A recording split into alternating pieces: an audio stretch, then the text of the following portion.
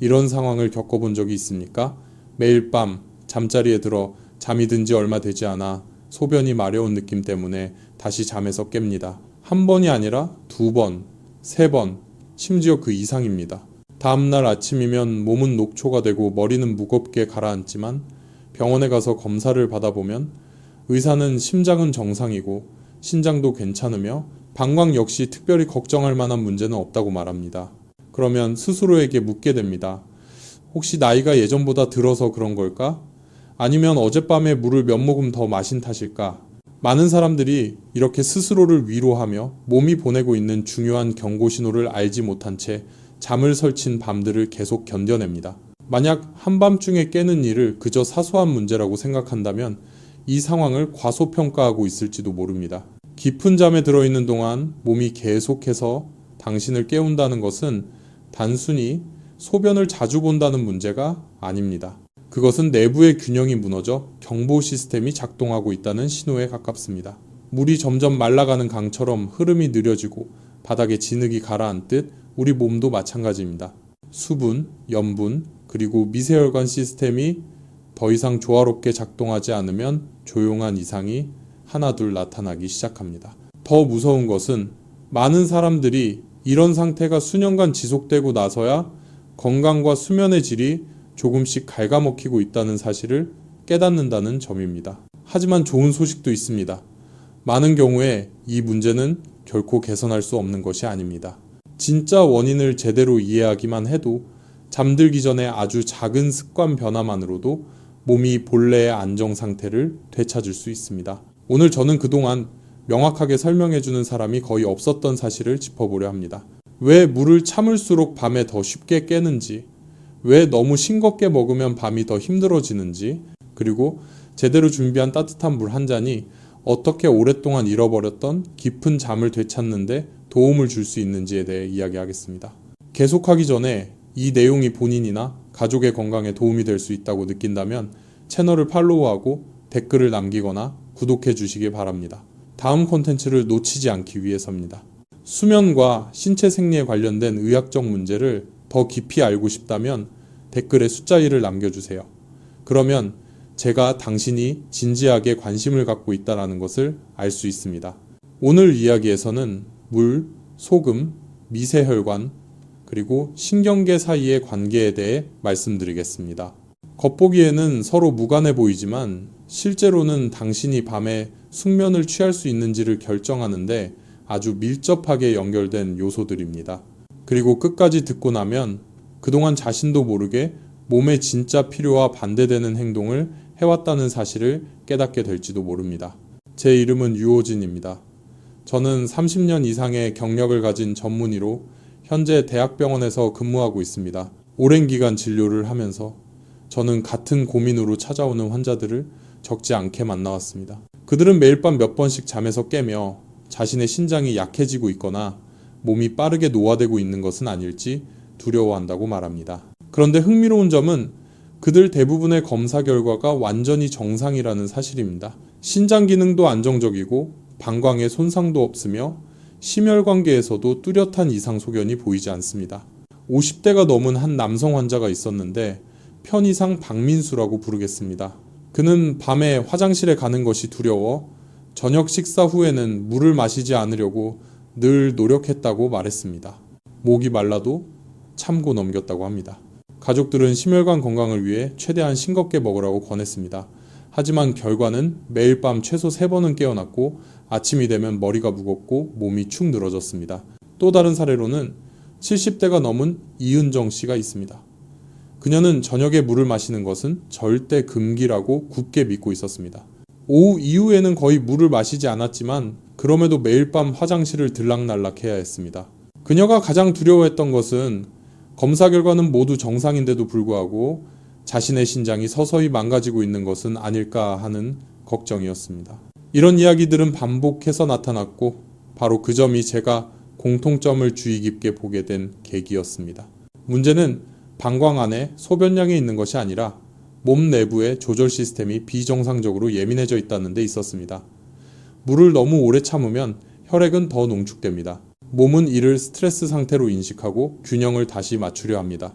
동시에 소금과 미네랄 섭취가 과도하게 줄어들면 마신 물이 혈관 안에 안정적으로 머무르지 못하고 쉽게 조직 밖으로 빠져나가게 됩니다. 낮에는 다리가 약간 붓는 정도로 느껴질 수 있지만 밤에 누우면 그 체액이 다시 순환계로 돌아오면서 신장에 부담을 주고 뇌를 깨우는 신호를 활성화하게 됩니다. 중요한 점은 밤이 되면 우리 신경계가 훨씬 더 예민해진다는 사실입니다. 압력, 체액 농도, 혈류량의 아주 미세한 변화도 깨어나야 한다는 신호로 과장되어 전달될 수 있습니다. 그래서 많은 사람들이 저에게 막 잠들었을 뿐인데 갑자기 깜짝 놀라 깨고 막상 화장실에 가보면 소변량은 아주 적다고 말합니다. 이것은 방광만의 문제가 아니라 전체 시스템이 불안정한 상태로 작동하고 있다는 신호입니다. 우리 몸은 결코 이유 없이 당신을 깨우지 않습니다. 밤중에 눈을 뜨는 매 순간은 몸이 균형에서 벗어난 상태를 다시 조정하려는 시도입니다. 이 점을 이해하게 되면 더 이상 어떻게 하면 소변을 덜 보게 할까에만 집중하지 않게 됩니다. 대신 밤이 되었을 때 몸이 덜 긴장하고 덜 예민해지도록 돕는 방법을 바라보게 됩니다. 그리고 바로 그 관점의 변화에서 깊은 잠을 되찾는 길이 진짜로 열리기 시작합니다. 밤에 깨는 것이 단순히 방광이 차서 생기는 일이 아니라는 것을 이해하게 되면 이제 가장 중요한 질문으로 들어가야 합니다. 도대체 몸 안에서 어떤 일이 일어나서 물을 참으려고 할수록 밤이 더 괴로워지는 걸까요? 많은 사람들은 겉보기에는 당연해 보이는 논리를 믿습니다. 물을 적게 마시면 소변도 적게 본다는 생각입니다. 하지만 인간의 몸은 그런 단순한 계산법으로 움직이지 않습니다. 실제로 많은 경우 오히려 장기간 물을 충분히 마시지 않는 것이 당신을 더 자주 깨우는 원인이 됩니다. 특히 오후 늦게부터 충분한 수분을 섭취하지 않으면 혈액 속 수분량이 줄어 혈액이 더 진해집니다. 몸은 이를 위험 신호로 인식합니다.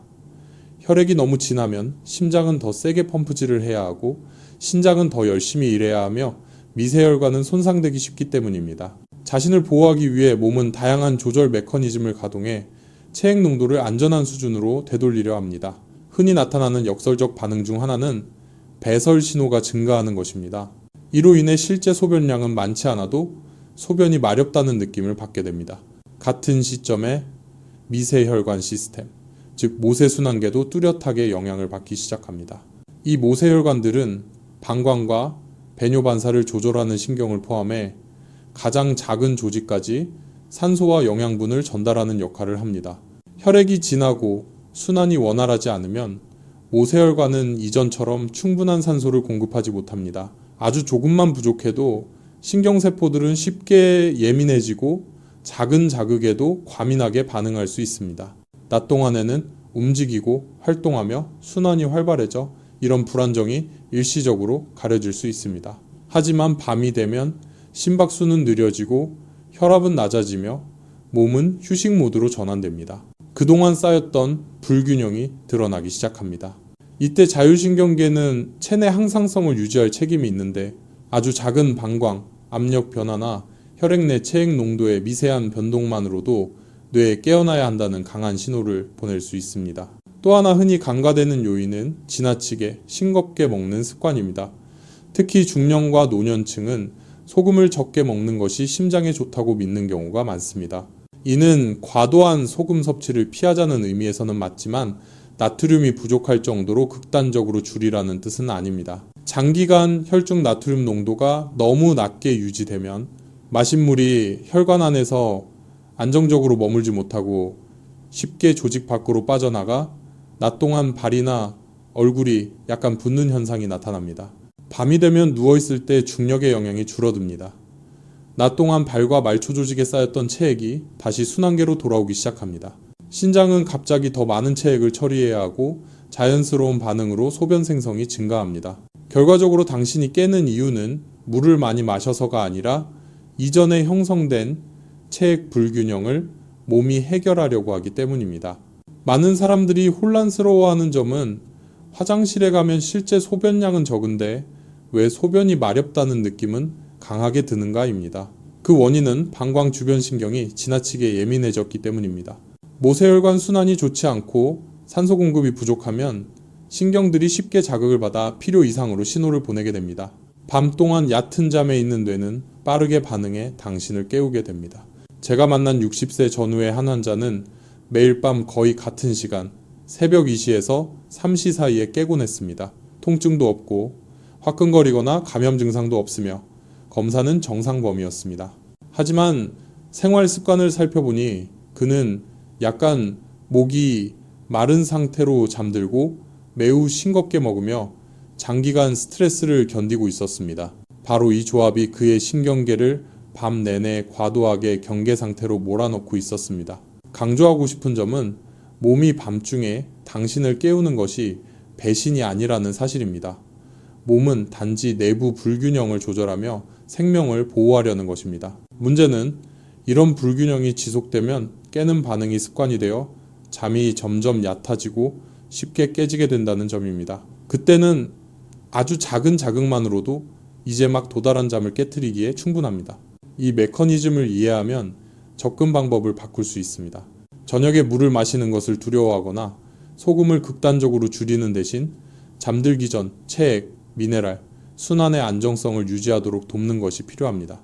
이러한 기반이 개선되면 방광은 더 이상 거짓 경보 신호를 보내지 않고 신경계도 진정으로 쉴 수 있는 기회를 갖게 됩니다. 이것이 바로 사소해 보이는 변화가 길고 결코 완전하지 않아 보이던 밤의 차이를 만들어낼 수 있는 이유입니다.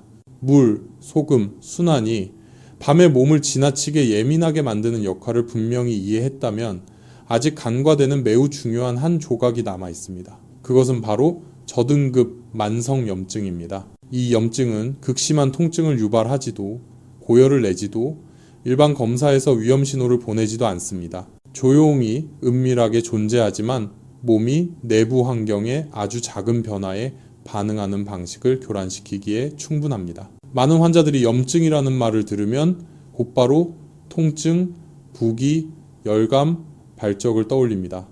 그러나 저등급 만성염증은 다릅니다. 그것은 마치 은근히 달아있는 숯불처럼 격렬하게 타오르지는 않지만 계속 열을 내는 상태와 같습니다. 몸 안에서는 이런 염증이 주로 미세혈관과 신경조직에서 나타납니다. 혈관 내피층이 가벼운 염증에 오래 노출되면 혈관의 자연스러운 탄력성이 떨어집니다.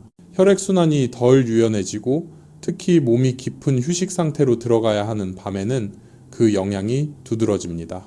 모세순환이 염증으로 영향을 받으면 방광을 조절하는 신경으로 가는 산소와 영양 공급이 안정적이지 못해집니다. 결과적으로 이 신경들은 평소보다 쉽게 자극받고 예민해집니다.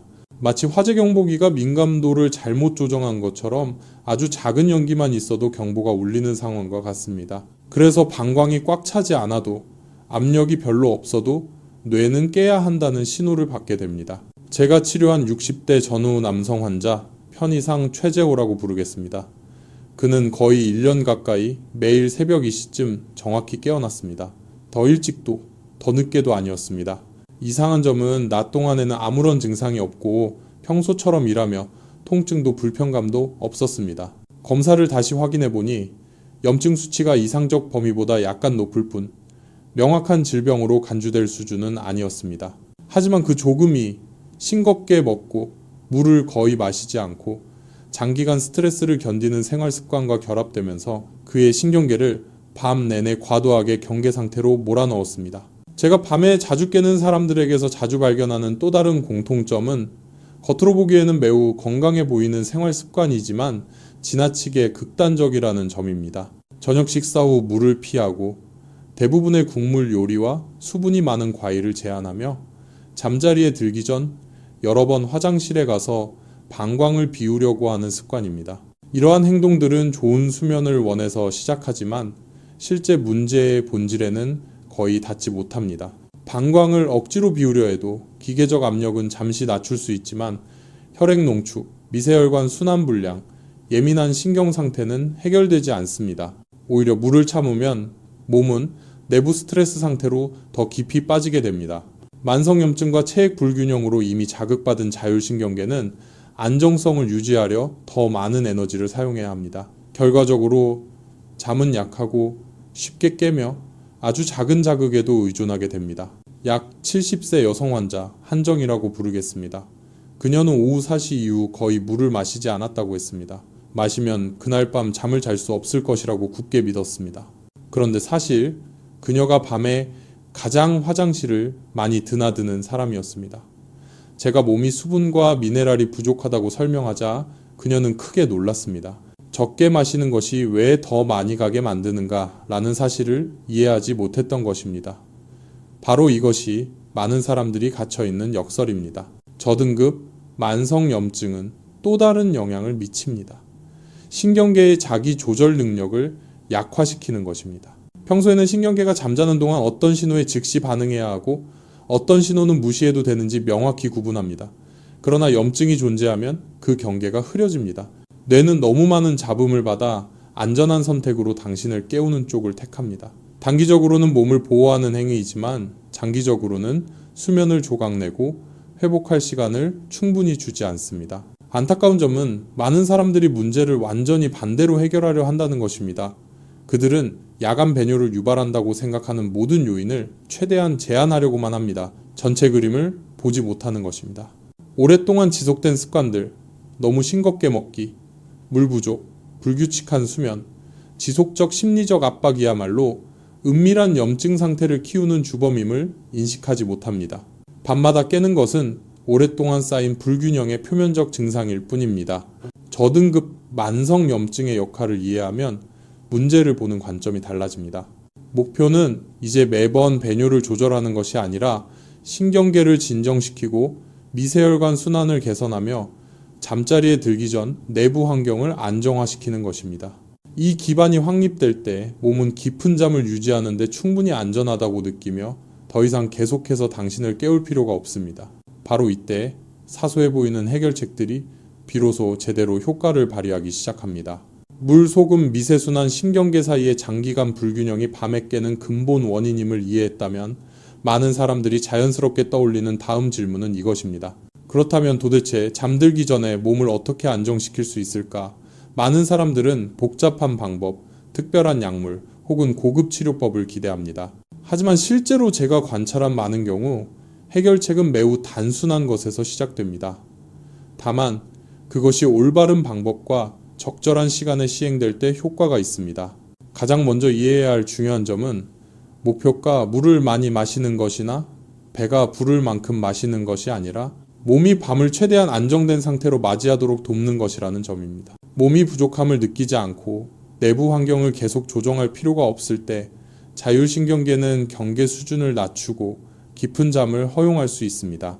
이를 위해 저는 환자들에게 잠들기 전에 작은 컵에 따뜻한 물 한 잔으로 시작하도록 안내하지만 무작정 마시도록 하지는 않습니다. 따뜻한 물은 찬물과 매우 다른 역할을 합니다. 따뜻한 물이 몸에 들어가면 혈관이 갑자기 수축하지 않습니다. 오히려 특히 소화계와 골반 부위의 미세혈관을 부드럽게 확장시키는 역할을 합니다. 이 확장은 좁았던 길을 넓히는 것과 같아 혈액 흐름이 원활해집니다. 미세순환이 개선되면 방광 주변 신경은 충분한 산소와 영양분을 공급받아 하루 동안 쌓인 긴장과 과민함이 줄어듭니다. 하지만 따뜻한 물만으로는 충분하지 않습니다. 많은 사람들이 물을 마셔도 필요한 곳에 제대로 머물지 못합니다. 이때 아주 적은 양의 소금이 중요한 역할을 합니다. 저는 항상 강조하지만 이것은 짜게 먹기가 아니며 맛을 내기 위한 것도 아닙니다. 거의 맛을 느낄 수 없을 정도로 아주 작은 소금 한 꼬집입니다. 이 소금은 마신 물이 혈관 안에 더 오래 머무르도록 도와 조직 밖으로 빠르게 빠져나가지 않게 합니다. 물이 순환계 안에서 안정적으로 유지되면 몸은 체액 부족으로 인한 경보 상태에 빠지지 않고 신경계도 불필요하게 자극받지 않습니다. 많은 사람들이 소금만 언급해도 혈압이나 심장 건강에 영향을 줄까 걱정합니다. 그러나 이 경우 사용되는 소금량은 해를 끼칠 수 있는 수준보다 훨씬 낮습니다. 오히려 장기간 너무 싱겁게 먹어온 사람들에게 아주 작은 소금 한 꼬집이 신체의 생리적 균형을 되찾도록 돕습니다. 제가 환자에게 이를 설명하면 많은 사람들이 안도하며 자신의 문제는 소금 과잉이 아니라 적정량 부족임을 깨닫습니다. 세 번째 요소, 대부분 사람들을 가장 놀라게 하는 것은 아주 얇게 썬 레몬 조각입니다. 맛을 위해서가 아니라 그 미묘한 생리학적 작용 때문입니다. 레몬에는 미세혈관에서 아주 약한 염증 반응을 줄이는데 도움을 주는 화합물이 들어있습니다. 또한 레몬의 천연 칼륨 함량은 나트륨과 다른 미네랄 간의 균형을 조절하는 데 기여합니다. 이 균형이 개선되면 몸의 내부 환경이 안정되고 밤에 뇌로 전달되는 잡음 신호도 현저히 줄어듭니다. 물과 함께 마시는 시간 역시 매우 중요합니다. 많은 사람들이 잠들기 직전에 마시는 것이 가장 좋다고 생각하지만 실제로는 그렇지 않습니다. 몸은 방금 섭취한 물과 미네랄을 흡수하고 분배하며 안정시키는 시간이 필요합니다. 이상적인 시간은 잠들기 약 1시간 전입니다. 이 시간은 따뜻한 물이 순환을 완화하고 소금과 미네랄이 체계에 흡수되기에 충분하며 너무 늦어 방광에 직접적인 압박을 주는 상황을 막기에 적당합니다. 저는 50대 남성 환자를 기억합니다. 수년간 매일 밤 3, 4회 깨어났던 그는 재방문 때 한결 가벼워진 표정이었습니다. 그는 당장 매일 밤 연속으로 잠을 잔 것은 아니지만 몸의 긴장이 줄고 소변이 마렵다는 느낌이 몰아치지 않으며 깬 후 다시 잠들기 쉬워졌다고 느꼈습니다. 또 다른 고령 여성 환자는 가장 눈에 띄는 변화는 깨어나는 횟수가 줄어든 것뿐 아니라 아침에 머리가 가볍고 손발이 따뜻하며 몸이 진정으로 휴식을 취한 느낌이 들었다고 말했습니다. 저는 항상 환자들에게 강조합니다. 이것은 기적이나 만병통치약이 아닙니다. 단순히 몸이 원래 설계된 대로 작동할 수 있는 조건을 만들어주는 것일 뿐입니다. 물과 미네랄이 충분하고 미세순환이 지원되며 신경계가 과도하게 경계하지 않으면 방광은 잘못된 신호를 보내지 않습니다. 그때 수면은 더 이상 노력해서 얻는 것이 아니라 안정된 몸에서 자연스럽게 나타나는 결과가 됩니다. 가장 중요한 점은 몸은 항상 당신 편이라는 것입니다. 밤중에 깨는 것은 배신이 아니라 내부에서 조정이 필요하다는 신호입니다. 이를 올바르게 듣고 작은 변화라도 적절히 대응하면 몸은 점차 우리가 오랫동안 잃어버린 깊고 안정적이며 회복적인 수면을 돌려줍니다.